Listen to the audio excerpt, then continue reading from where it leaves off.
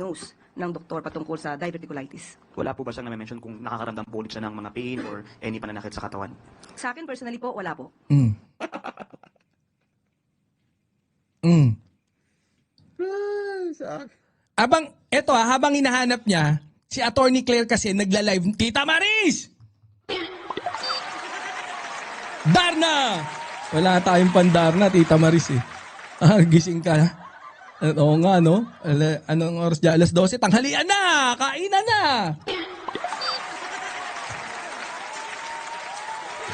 Oo. Ito si Kabayo, nang wawalang hiya na naman, nang walang hiya, oh. Hoy! Send 23, Boss VMB, shoutout. Yung kasi ang problema dyan, who is at the helm? Sino ang nagpapatakbo ngayon ng Pilipinas? Kayo iba-iba ang sinasabi. Panay naman kayong sinungaling. Ha?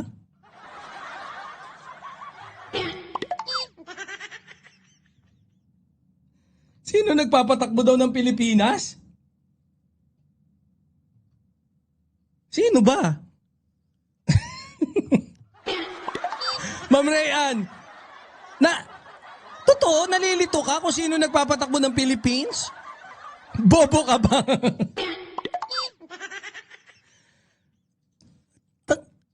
Hindi niya pala alam. Akala niya siguro si Magalong. Brad, hindi si Magalong, ha? Baka iniisip niya si Magalong, no? Brad, hey, Brad, no. Asan yung ano? Wait lang, binabago ko yung pindutan ko eh. Oh. Yung sakit ni BBBM, naging sakit ko yan. Masakit na ospital ako for 7 days. Strict diet yan. Oh, yun nga eh. Yun kasi, no, pag hindi mo dinanas, pag wala kang personal experience, tapos mahirap pa sinungalingan yung sinasabi ng ano, di ba? Ganun yun eh. Tanga lang eh. Palusot mo bago ka mag-vlog, pinapanood muna yan at interview, nire-review. Bob ka lang. Talaga. Feeling matalino. Ay, sabi ni ano, Ma'am Len de los Santos. Oh.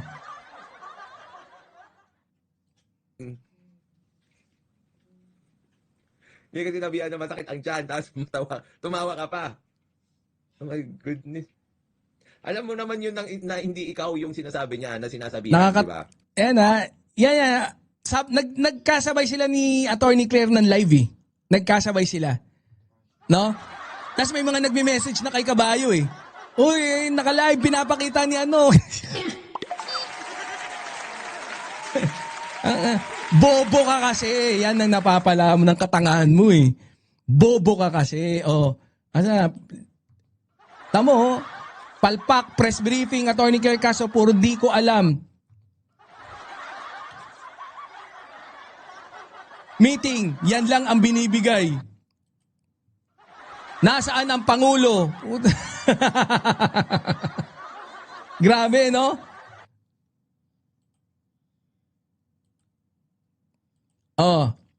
Meanwhile, on the other side of the world, nandun si Attorney Claire. Di ba? Nagla-live. Ngayon, nakasabay niya, habang naghahanap siya ng Pangulo, kahit ang dami, nung isang araw pa nagpakita si PBBM, umattend ng 7th meeting of the Economy and Development, which is pinabulaanan na natin yan dun sa last live natin. Na nakita naman si PBBM pero hanap pa rin ang hanap yung gago. May video rin to. Di ba? Rest talaga ni PBBM 7 days na observation. Sorry. At masakit talaga yan. Halos di ka makakilos sa sakit. Alam mo, ayun nga eh. Kaya ako, awang-awa ako kay PBBM. Tsaka kay Attorney Claire. No, they're trying to exert effort para ipakita na okay lang si PBBM, na wag mag-alala yung mga kababayan natin. Hindi eh. Gusto nila, tegi na. Wala na. Dead ball agad. Ganun yung ano nila eh. Di ba? Boss Seleg Naralines. Boss SpongeBob, shoutout. Oh, ayan oh. Madam, nakaka-attend naman, no? Ayan. Kaya easy lang kayo, Brad. Oh, tuloy natin ha. Madali lang naman eh. Oh. Para sa kanyang kondisyon dahil siya po yung ating Oh, tinan niyo yung mga comment ng mga ano niya, mga kupal na kabatak. 'Di ba? Ano sabi? Press 1 kung nakatulog na ng mahimbing diyan. 'Di ba? Talagang dineds na nila si PBBM. Ganun na lang gabi-gabi yung iniisip ko. Mm. Kalusugan ng Pangulo. Ibig sabihin, everything is not fine. Kasi, Ulit. May naguhudas sa kabatas. Ba't nagsabay ang live nila? Di ba ang agad?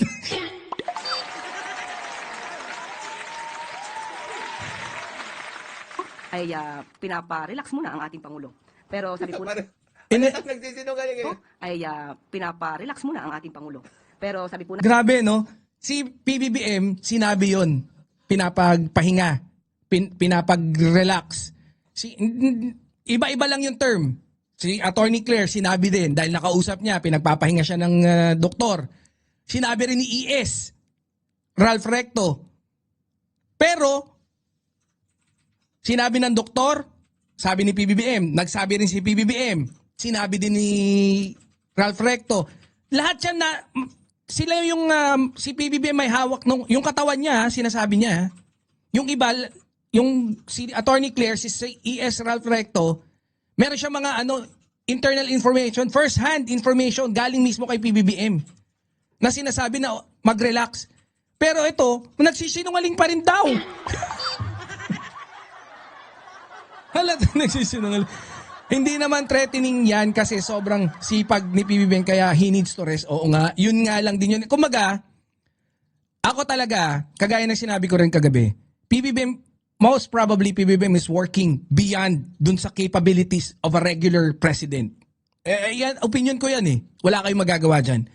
So kung si PBBM nagtatraba, kung ang meeting na inatin, for i-dilute lang natin ng konti para mas medyo gets.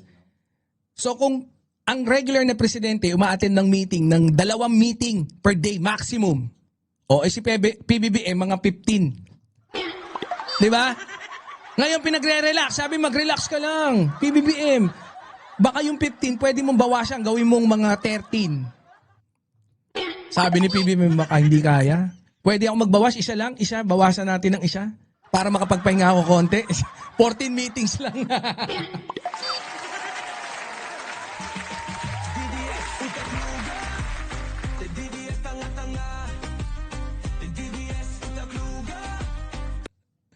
Di ba?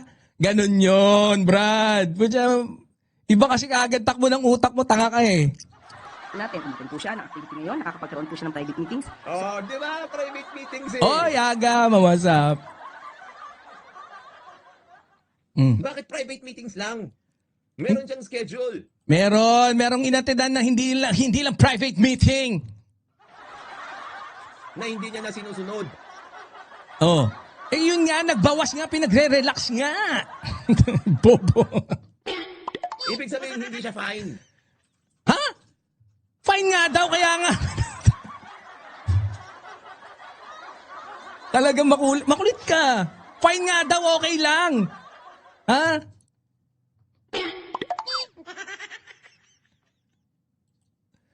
Oh. Mas magaling talaga siya So, eh. umiigi po ang kalusugan ng Pangulo. Sabi nila, everything is fine. Ngayon, umiigi kalusugan ng Pangulo. Ibig sabihin, everything is not fine. Ha? Kunyari, bagong opera. Na-operahan ka. Tapos sabi sa'yo ng doktor, oh, now. Ano tanong mo? Doc, am I fine? Ano sabi sa'yo ng doktor? No, you're not fine. Pero, umiigi ka na. Ha? Doc? Umiigi na ako pero I'm not fine? Ano yun? Siyempre, sasabihin, you're fine. Don't worry. You're fine.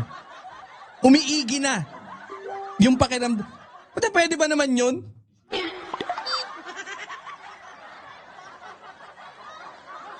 Ano yung tama? Ano yung tama sa tingin mo?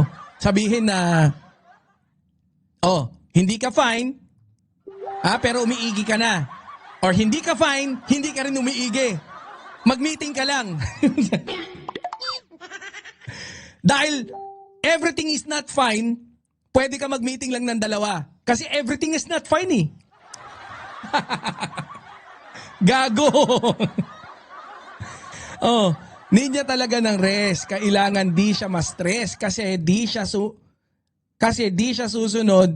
Yung recovery niya mas matagal. In fact, 2 months lang blunt diet yan si PBBM with meds and antibiotics. Yun nga eh.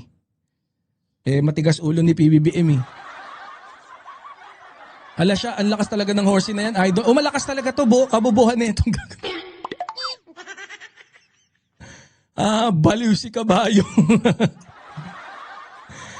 Kaya nga sabi, take some rest. Kasi, kagagaling lang ng sakit. Yun nga eh. Yun, kunyari yung di ba? Kung galing ka sa sakit, kunyari may masama pakiramdam mo, tapos biglang umokay ka na. Kunyari, galing ka sa trangkaso, tapos umokay ka na. Ano gagawin? Ano sasabihin sa'yo? Hindi ka pa okay. Ganun ba yun? Wala na po akong lagnat eh. Okay, you're fine. Umiigi na yung pakiramdam mo. Marunong pa siya sa may katawan na doktor. Oo. Naku, bopol talaga to. Number 1, kabupol. Kasi hindi pa nga maigi yung kanyang kalusugan. Sinungaling talaga kayo. Thank you. Reminder lang po, 1 question and 1 follow-up. Next po. Pwede naman eh. Pwede namang hindi pa mabuti. Pero, it's okay. Kumbaga, okay na, ligtas na. Walang dapat ipangamba. Pero, hindi ibig sabihin may tinatago ka agad. Brad naman. Tuesday New DCW. Hi ma'am, follow up lang po sa health condition ni Pangulong Marcos. Yung kumalat po ay unknown source. Mayroon po akong source, doktor po ito. Doktor! Okay, tayo dyan. St. Luke's. So, St. Luke's! Naku, mali yan. siguro naman po credible ito. Though hindi ko siya... Hindi credible yan. Depende sa sasabihin. Tanga talaga to. Attorney to Guys, attorney to. Baka akala nyo hindi attorney to yung nagsasalita. Attorney to. Gagong to. Sabi nung may isang nagsabi uy, alam mo ba? Meron akong kakilalang doktor eh. Sabi, pag kumain ka raw ng etchas, gagaling ka. Doktor to, St. Luke's to. Paano kung ganun din sinabi ko? Asan ang preba na itong nung reporter na talaga may nakausap siyang doktor na ano preba niya na talagang taga St. Luke's din? Ano preba niya? Ano patunay mo para sang-ayunan mo na eto nga, yung totoo yung sinasabi nito, pero abogado ka, Brad. Apakalala ng logic niya. Saan kaya niya pinupulot yung logic niya? Wala tayo ito. Kung hindi sangayon si Atty. Claire Castro yan, hindi yan credible. Hindi credible! Ayan kasi problema sa'yo, bebel gum ka ng bebel gum eh. Laman for the obvious reason. Pero hindi po ba mas makabubuti kung magbigay na lamang po ng medical bulletin ang Eto. Presidente para malaman po ng taong bayan yung tunay niyang kalagayan? Ba't gumagano ba? Ba't sumayaw? Tingin nga, ba't sumayaw? Parang sinayaw, narinig yata ako si Banat Boy. Ito na yan. Doktor!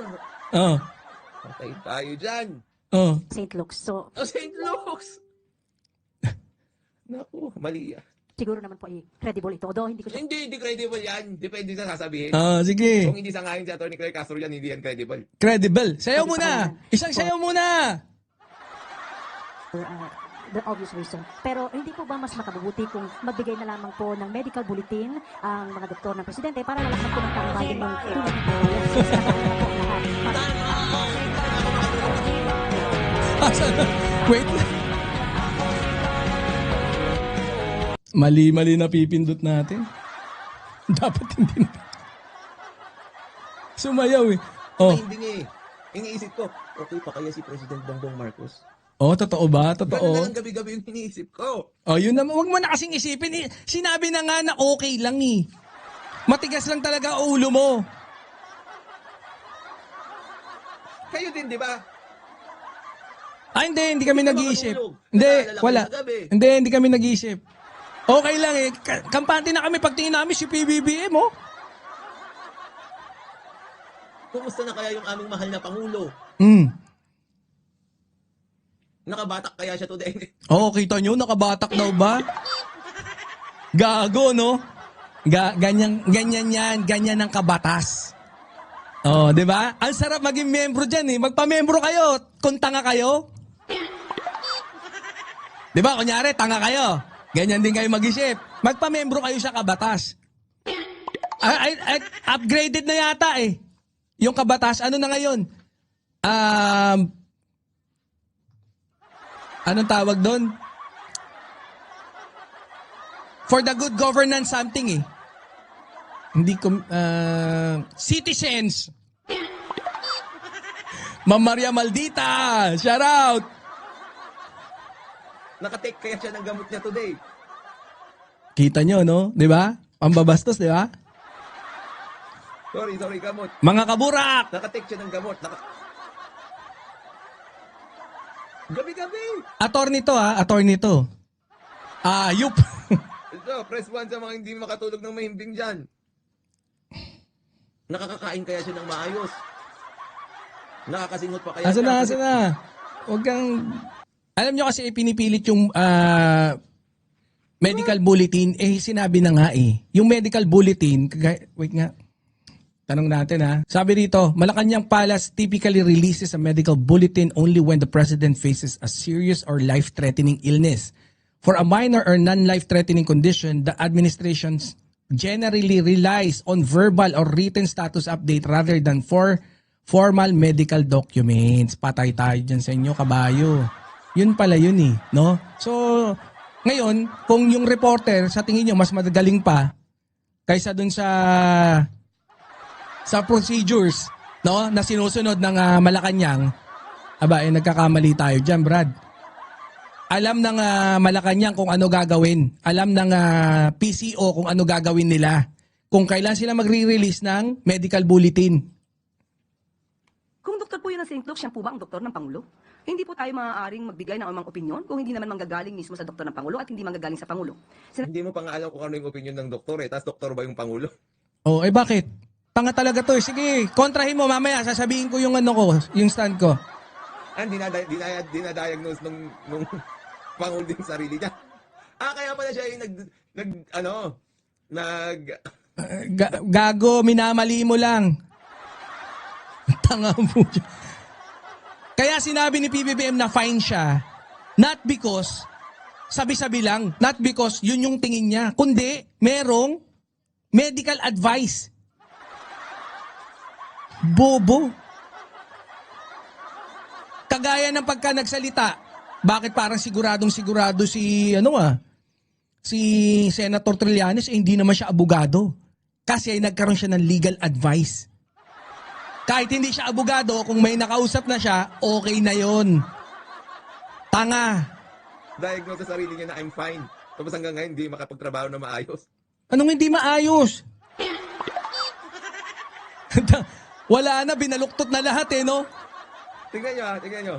Sobrang defensive. Sinabi po, Sa kanyang kondisyon dahil siya yung tunay na bulletin. Pero hindi po ba mas makabubuti kung magbigay na lamang po ng medical bulletin? Meron po akong source, doktor po ito, sa St. Luke's. So siguro naman po credible ito. Although hindi ko siya pwedeng pangalanan for the obvious reason. Pero hindi po ba mas makabubuti kung magbigay na lamang po ng medical bulletin ang mga doktor ng presidente para malaman po ng taong bayan yung tunay niyang kalagayan since nag-aalala po ang lahat. I have nothing against this reporter ha. Siguro talagang gusto niya lang makakita ng magandang tanong para at least mapagbigyan bigyan ng pansin. Sa po yung ating ama ng bayan. Kung doktor po yun ng St. Luke, siya po ba ang doktor ng Pangulo? Hindi po. Di ba? Medical bulletin nga sinasabi. Hindi mo pa nga alam kung ano Tanga. yung- Biruin mo, sasagutin ka ni Attorney Claire dyan. Tanga ka. Konting forward mo lang, sasagutin ka. diagnosis. Pero medical bulletin daw. Kawawa naman yung mga hindi makatulog dahil iniisip yung kanilang ama. Tanga. Ang ama mo, si Digo ang bobo. Di ba sabi mo? Hindi po tayo maaaring magbigay ng anumang opinyon kung hindi naman manggagaling mismo sa doktor ng Pangulo at hindi manggagaling sa Pangulo. Sinabi Yun, alam niyo kung paano ko paano i-elaborate dun sa sinabi ni Attorney Claire? Totoo naman yun eh. Kung hindi ikaw yung doktor ni PBBM, kahit magaling ka pang doktor, kunyari pinakamagaling kang surgeon sa diverticulitis, hindi mo naman na-examine si PBBM. Si PBBM na-examine na siya ng doktor niya. Sabi ng doktor niya, don't worry, you're fine. Nakita ko na okay naman yung diverticulitis. Konting pahinga lang, okay ka. Ngayon, si PBBM, yan yung sinabi. Yan din ang alam ni Attorney Claire. Ngayon, may isang doktor, pinakamagaling sa diverticulitis. Pag sinabi niyang, hindi, mahirap. Alam mo, yung sakit na yan, ano yan eh, matindi yan. Wala, nasa pangit pa yung kalagayan ng Pangulo. Sino paniniwalaan mo? Si PBBM na may nagbase dun sa doktor? O yung pinakamagaling na hindi pa naman na-examine si Tanga po.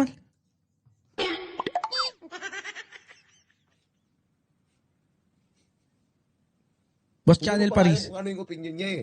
Ang sinabi niya, maglabas kayo ng medical bulletin. Sinabi na ba kung ano yung opinion niya? Tsaka hindi mo rin naman alam kung doktor siya ng Pangulo. po ng Pangulo, hindi po life-threatening. Tanga talaga to, no? Hindi pa din daw alam kung yun yung doktor ng Pangulo. Paano mo malalaman? Sinabi na nga, tinanong eh. Di sana sinabi niya, hindi, ito po yung doktor ng Pangulo.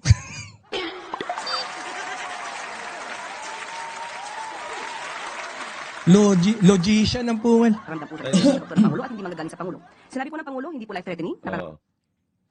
Magpapacheck up nga ako sa susunod kay Doc Bongbong Marcos. Wag Siya pa rin na. magsasabi kung... Ikaw na. Magaling ka rin naman eh. Magaling ka rin naman. Wag ka na maghanap ng iba. Magaling ka nga mag-recommende. Diba? Wag kami. Asa na baka makita ko dito. Ang nirekomenda niya, pagka nakagat ng ahas, i-decapitate sa kamay. Sa talampakan. Grabe, no? Lahat ng mali, nandun eh. I-decapitate daw sa kamay. Pag nakagat ka ng ahas, simple lang. Hindi raw life-threatening. Boss PJ Tube. Life-threatening o hindi yung sakit mo. Mas mataas pala yung... Pag sakit pala ang usapan, mas mataas na yung president sa doktor, no? Oo, pwede naman. Kunyari, usapang sakit ko. Diba? Kunyari, ako may sakit. Sabi ng doktor, pinacheck ko. Sabi kong gano'n, no? Dok, ano po yung sakit? Ay, may fatty liver ka. Sobrang gwapo mo, may fatty liver ka. Sabi ng doktor. Dok, ano po? Nako. Pag yan, lumagpas sa fatty liver, ibang stage na yon, delikado yon. Pero for now, nandun ka lang sa borderline na yung fatty liver mo, magiging medyo ano lang. Papunta pa lang doon. Ngayon, may nakasalubong kang doktor na dalubhasa sa fatty liver. Pwede ko ba siyang tanong pag tinanong ko ba yung doktor, Dok, okay po ba ako? Anong ano mo? Tinatanong nyo pa, Dok, fatty liver expert ka. Hindi ko yan maano. Sino mas magaling sa amin ngayon? Kung sinabi ko okay lang yung fatty liver ko, Dok, kasi sabi ng doktor ganun ba? Sino mas magaling ngayon? Ganun lang yun, Brad. Kaya lang po siya, napakababaw na explanation, kaya lang sobrang bobo mo. Diba? May kilala din akong ganyan Mas magaling din sa doktor. Kung sinabi ng Pangulo na hindi ito life-threatening, so bakit? Yung Pangulo talaga ang magsasabi, no?